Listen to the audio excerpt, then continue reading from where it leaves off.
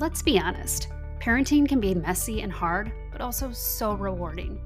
In this podcast, we'll share all the ups and downs of parenthood, as well as share some of our favorite tips and tricks for parenting using both our experiences and expertise from our professional lives as a speech and language pathologist and teacher, but also our everyday lives as moms, just trying to balance it all. We're so glad you could join us.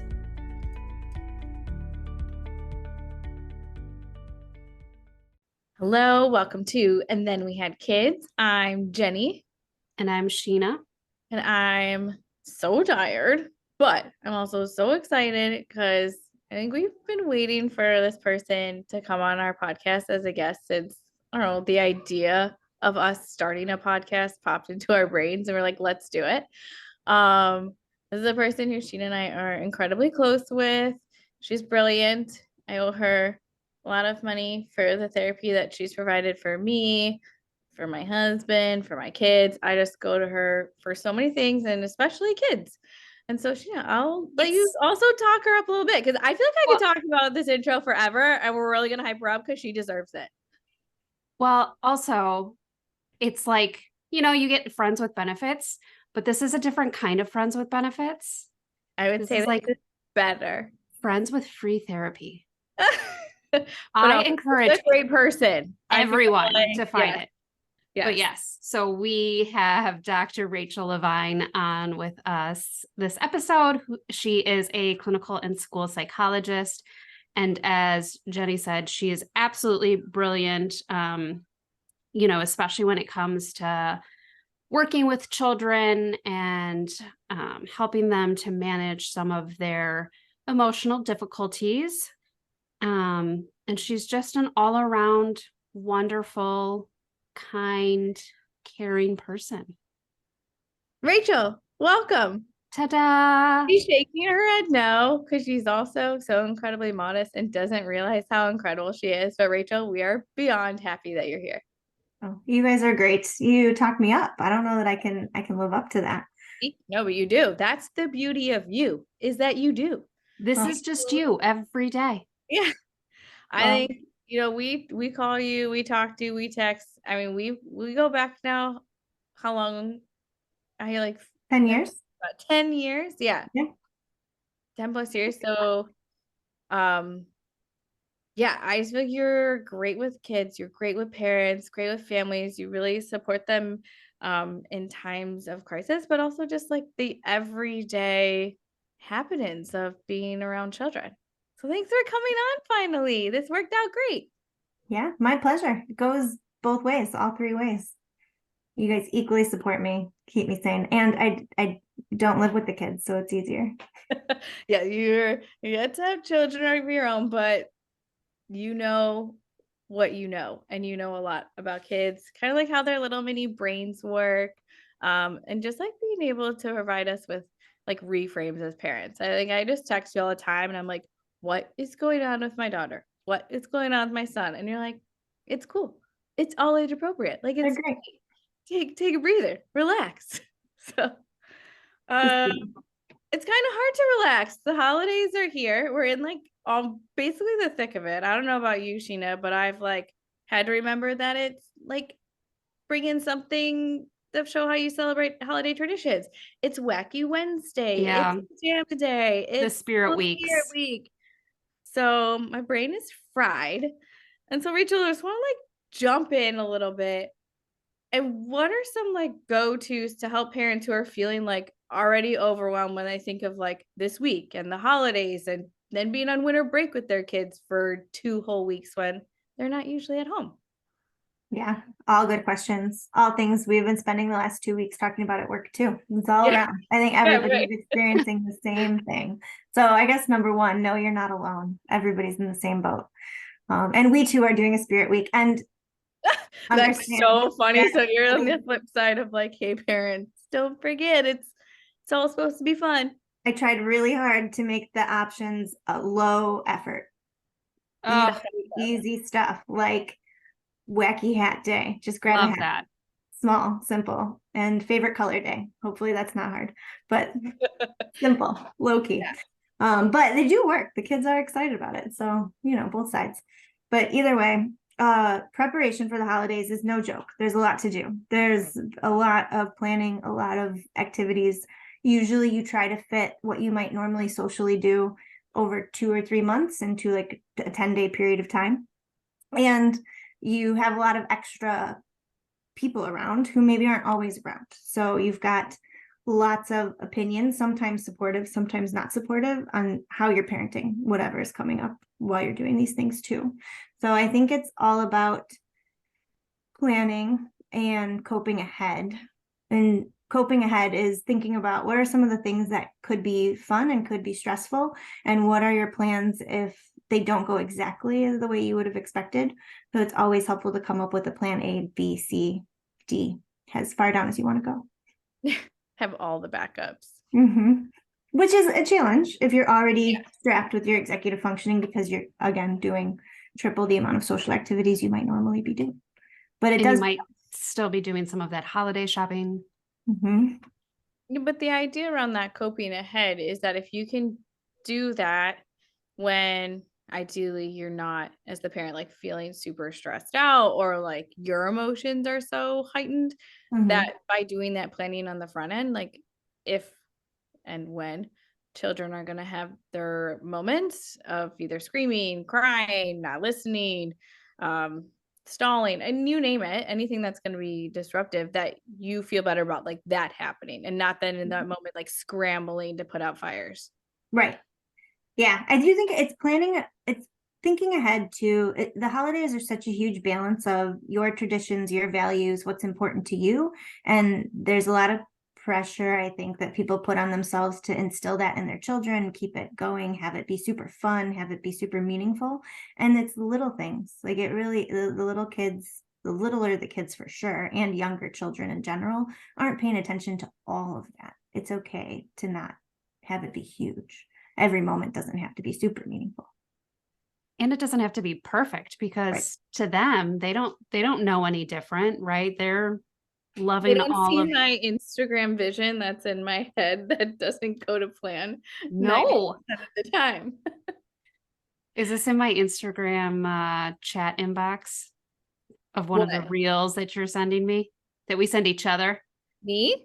Your vision? Oh, yeah. I feel like it's just like a constant. Like, I mean, you're just so like flooded with it, right? Like, I feel like if you're on social media at all around this time, since like Halloween, it's been like, oh, put up your Christmas decor, or like holiday decor, or like think about all these things that you're going to be doing, or any of this stuff. And then, like you said, Rach, like we packed in so much this past weekend that I'm like, how is my daughter like still awake right now?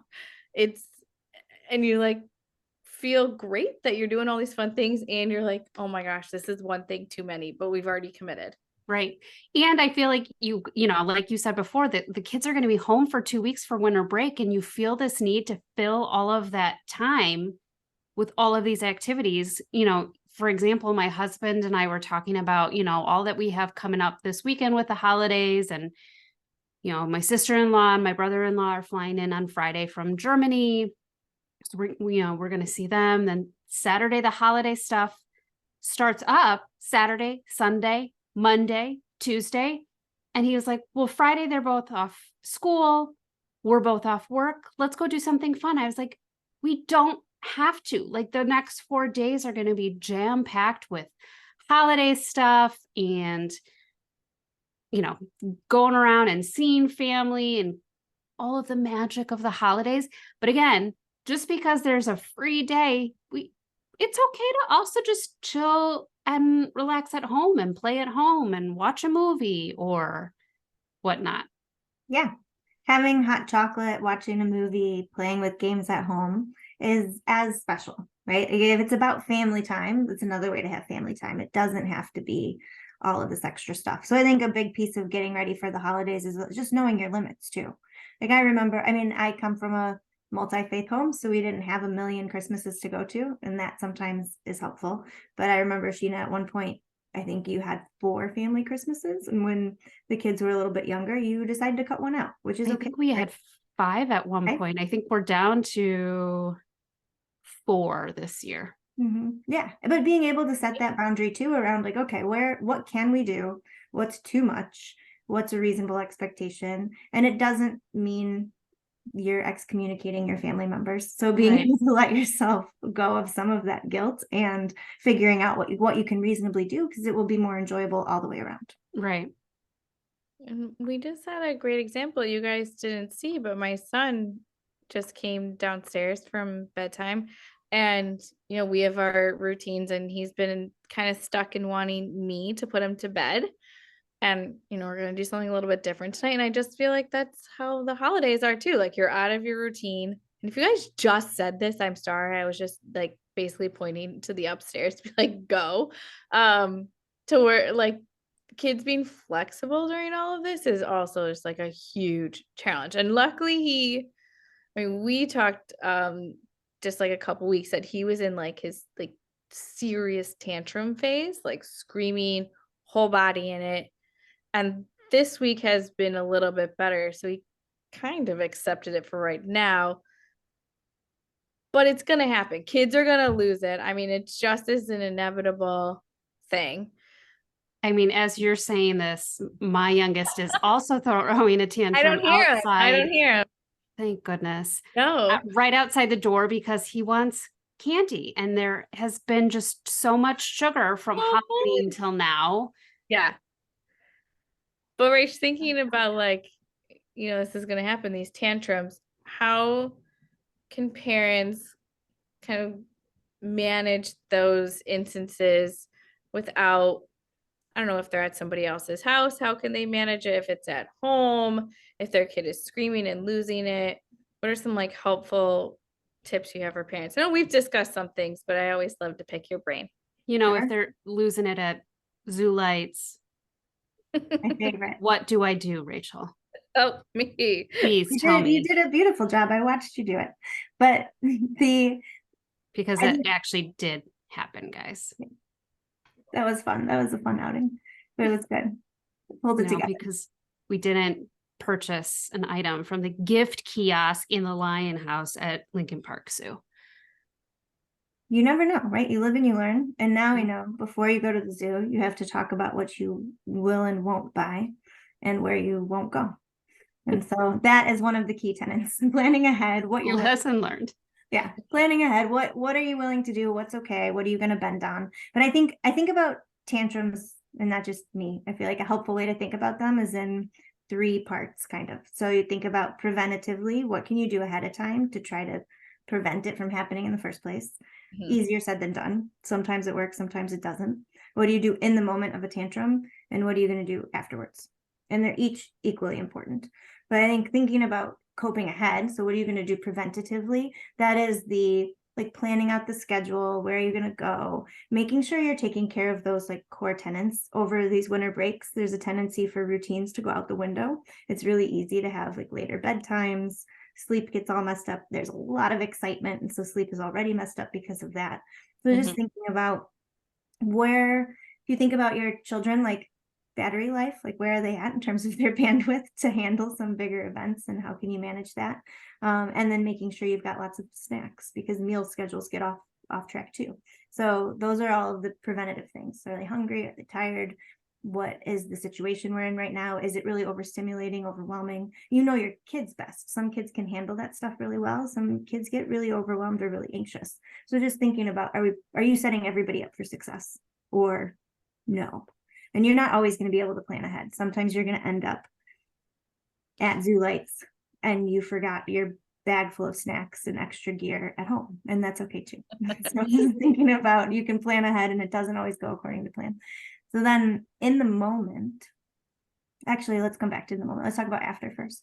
So after it's done, being able to spend a little time reflecting if you can. This depends on the age of your child. But once the tantrum's over, being able to go back to it and repair a little bit is always really helpful. It also gives you a chance to take some time to separate from the moment. But in the moment, when a tantrum is happening, that's when we talk about co-regulation. Do you want to talk about that? So hard. Yeah, I feel like I know we've talked about it and we have an episode about co-regulation, but it's a concept where the idea is so simple. The application of it is incredibly, incredibly difficult, especially in those moments where like your kid is screaming at you, even if you're at home and nobody's around, but especially when you're out in public and other people are around, or if you're at a family member's house, friend's house, it just feels so kind of like crushing to just feel like you can't manage the situation, you can't manage your child. Then you just start to get more upset too. So I love going back and just always talking about co-regulation. Yeah. Yeah, it's tricky in those situations, and especially around the holidays, maybe not everybody, talking absolutes, but most people have a higher stress levels. And so if you are on a tight schedule, if you're in front of extended family members you don't see all the time, if you have some in-laws who are opinionated about your parenting styles, all of those things will increase your stress levels anyway. And then if things don't go according to plan, or you start to feel like your child's slipping, it can feel really outside of your control. And it really is outside of your control. You can't do anything about it. You can't control your child's behavior. You can't control their emotional reaction to something. And you can't control a lot of what's happening around you in those situations. The only thing that is, what's that? I was just going to say, I think that that's really important to think about, it's not within your control to do that. It's more about how are you going to manage it when it does happen, right? Yeah. Yeah. Sorry, Because, I think that's, what's that? I didn't mean to cut you off. Well, then I cut you off. But I think it is important to think about, because I think that's where the stress comes from. It's like, how do I control the situation? It's out of my control, and that's inherently stressful because you can't do anything about it. Your this is Dr. Becky Kennedy, also great if you look at her stuff, but she will talk a lot about how it's your kid's job to figure out their emotional responses to things and how to handle their emotions in the moment, right? And our job is to teach them and to give them some bounds around it. And so when they are having those big outbursts, they're going to, right? They're experiencing disappointment, they're experiencing sadness, and maybe for whatever reason we don't think it's appropriate in the moment, but our job is to help them deal with those really big emotions that they're feeling, help set some bounds around what's expected, what's unexpected, and get through the moment. Mm-hmm. And so if you can depersonalize it, that's huge. And it's really hard to do. Yeah. So in those times where I'll think back to my son not too long ago. I mean, it happens. Where he's just like screaming. It was bedtime. He's a little more rigid these days. He just likes things how they are. He likes things like lined up. Certain things have to be a certain way. Can't have, usual typical 3-year-old. Very typical of a 3-year-old. Yeah. And I don't remember why he lost it, but he did. And I'm trying to put down our baby, and my husband and I are like kind of dividing and conquering, and he is just like screaming his head off. Mm-hmm. To the point where then my husband was trying to help so that he doesn't wake the baby up. So he like then moves my son into another room and closes the door, only heightens this tantrum even more. And my husband's doing a great job. He's talking to him calmly. He's sitting with him. But it's just not working. And like from the other room, it is like really hard for me not to just like stop what I'm doing to like intervene. But yeah, what are some things that like as a parent could be like, all right, this is like the peak of like, I know you've once shared like a bell curve idea. Like we're at the peak of this bell curve of like what's happening during this tantrum. What does that sound like from a parent for you? Like what would you like say? Yeah, at the peak of the bell curve. So that is solidly like you're in it, right? It's not the prevention, it's not the after, it is you're in the midst of it. And at that point, the only goal is to ride the wave as like quickly, efficiently, as smoothly as possible, right? So you're going for safety, making sure that behavior hasn't reached a level where like somebody's going to get hurt for real. You're looking to like not add fuel to the fire. So usually that means limited stimuli. So as little talking as possible, as few extra cues as possible. You're no longer like battling over whatever the initial prompt was. At that moment, it's really just calm. How do we get calm so that we can revisit whatever went south? And that's where the after comes in. But in that moment, I think it depends on what you have, where you are, and what you have available to you. Like there's a crisis intervention program, and they have 4 questions that are guiding questions for people. This comes from Therapeutic Crisis Intervention, TCI. But those 4 questions are: how am I feeling? How is the child feeling? What do they need? What do they want? What's happening in the environment, and how do I best proceed? What's my best next step? And I think those are helpful in the moment, because you go into the red zone too, high alert, whatever vocabulary you want to use to describe it. And because you're thinking about, okay, how do I help calm down, especially when there's a safety risk or there's other things going on. But if you can stop to think about, am I ready to co-regulate, or are my emotions too high too?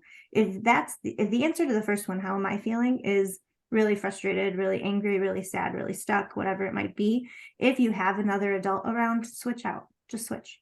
If you don't have another adult around, see how you can take some space and disengage. But in that moment, you're probably not available to quite co-regulate, or you need to do something first, like take your own deep breaths, use your own positive self-talk. We've been here before. We will get through this. Whatever.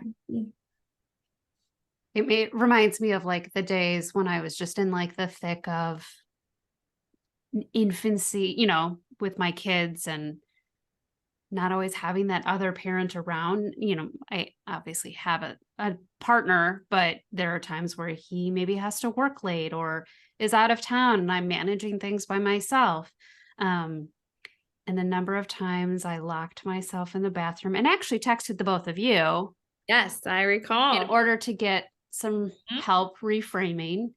It kind of goes back to, and I think we talked about this in our co-regulation episode, but I don't remember, you touched on the red zone, Rachel. And when we've worked with schools, we talk a lot about the zones of regulation, and that the red zone's not a bad zone. It's just not the teaching zone. Right? So we can't teach them if we can't reach them. And so how do we help them to calm down a bit before we start engaging in some of those conversations to really learn from what had happened? And it goes both ways, right? Like, so if your child, again, it's your child's job, right? They're figuring this stuff out. They're going to have these moments. But if we as the adults are in the red zone, also okay, right? Like you planned an entire day of ice skating and fun snacks and they don't want to do it, then it's okay to be frustrated. But it is, or, it's going well, but then you don't get that special thing at the gift shop and that goes south, right? So whatever it might be, it's okay to be frustrated. And it's okay to be disappointed too, but knowing that in that moment, you're probably not your best self either. So just being mindful of what we're saying in our interactions in those moments, because often it ends up adding fuel to the fire as opposed to helping bring things down. And unfortunately, we're the adults and we have to Why? Just kidding. It's great. But yeah, I mean, like that's what they tell you when you had a baby, like put the baby in the crib and like their needs are met, like they'll be safe. That it's much harder with the toddler or a kid who's following you around as they're screaming or as they're like trying to keep engaging with you, and like bring you into their world and into that moment. And it's hard to be like, oh my God, okay, just please. Yeah, when they're jiggling that bathroom door handle. Give me that moment. Mom, let me in. But why is the door locked? Weird. I said, Mom, you've been in there a while. Oh, Mom, are you pooping? Bless children's hearts. Oh, kids. The answer is yes. I need 5 more minutes. Right. Yeah. But in that, so going back, I'm thinking of like my example again with my son, where like he often will then his script, like when he gets upset, is like, I want mommy. And other times it's been not as many, let's be honest, is that I want daddy. But it is, well, like whatever like parent that he's not with, he'll then ask for the other one. So Rach, would you say that like doing that switch out is helpful, or is that like feeding into like kind of demanding. It's not the right word. I'm blanking on how I want to phrase this. You probably have a better. Like giving them an out, or like it feels like we're giving in, or we're like not holding expectation. Versus like I just come in a place of like, let me get him calm. But then sometimes my husband will be like, no, he needs to learn to be with me during these times. Like both are true, I feel like.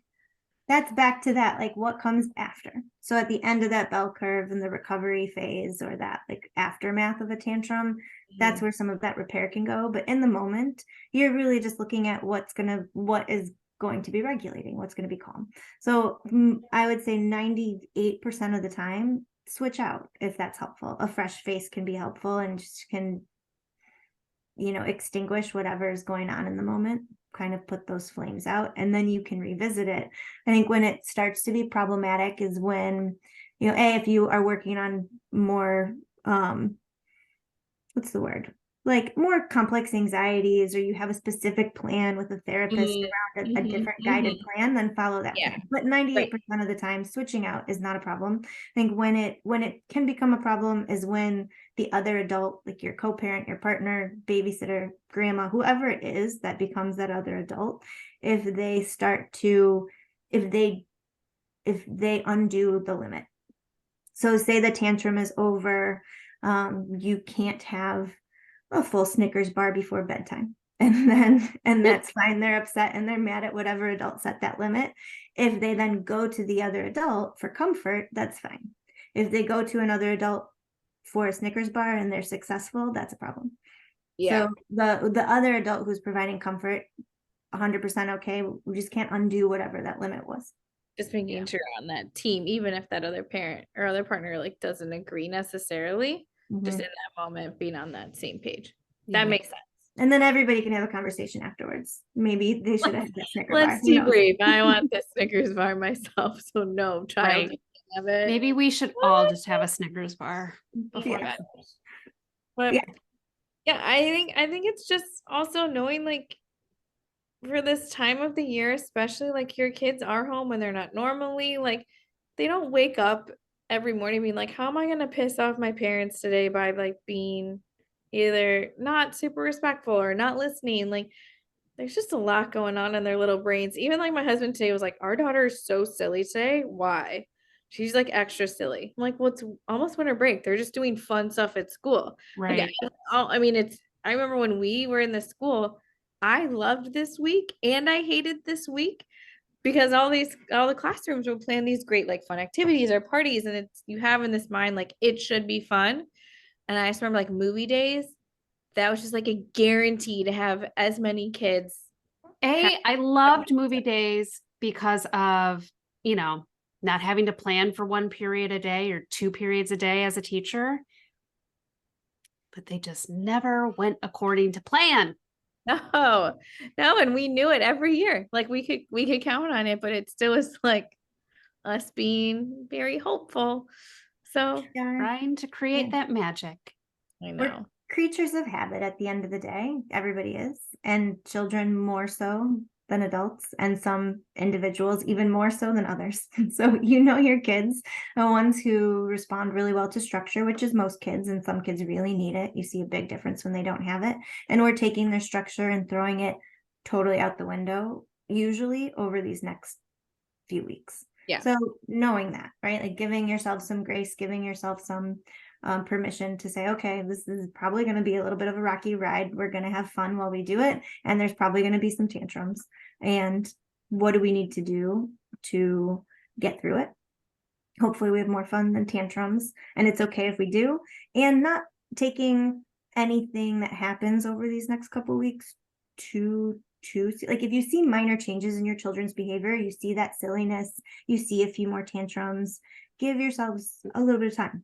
Like I think that it is a very different time of year. And once the holidays are over, to like kind of like bounce back versus being like, oh no. Yeah, that's a really good point. To not just say like, oh my gosh, this is our new normal, that it's then it's just a potential, most likely this time of year, the phase. Yeah, we're changing about 20 variables. So if you change all the variables, you'd expect that your children are going to change too. And some kids have more bandwidth than others. So like if you have a child that small changes in the routine lead to really big behaviors or like a bigger distress, then it's okay to keep it small, right? Like schedule yourselves things that are going to set you up for success. Yeah. And I think to like remember when you think about like the whole day or a whole weekend, like really focusing on the positives that happen, because odds are a lot more of that happened than a big tantrum that does tend to stand out. But being able to look back and be like, oh, wait, we did get through this. Or like everybody got out the door on time. That one might not be the case, but like everybody was dressed, like little things, like they got to play with family members that they haven't seen in a while. So like going through and be like, oh yeah, a lot of good things did happen.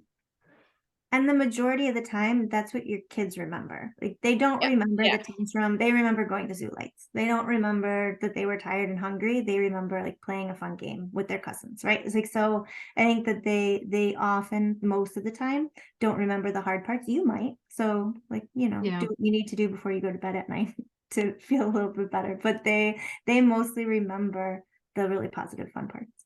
Mm-hmm. That's a really great point. Well, I mean, this isn't the only time we're going to have Rachael on here.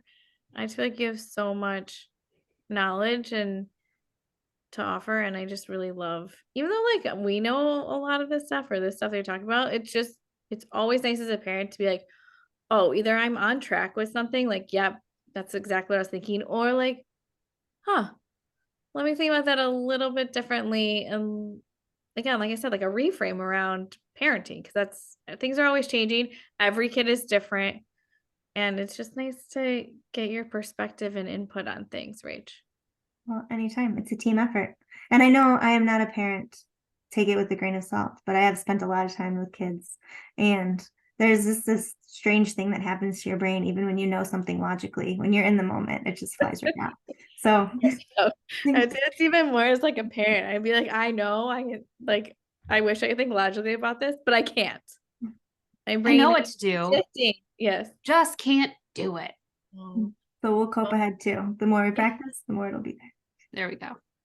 Well, we appreciate you coming on, and we hope everyone has a really wonderful holiday. And Sheena, we're almost at year 3. I know. Year 2 is wrapping up. Yeah. A lot of good things to come. I'm excited. Yeah, definitely exciting stuff. We hope everyone has a safe and happy holiday season. Thanks. Thanks so much for listening.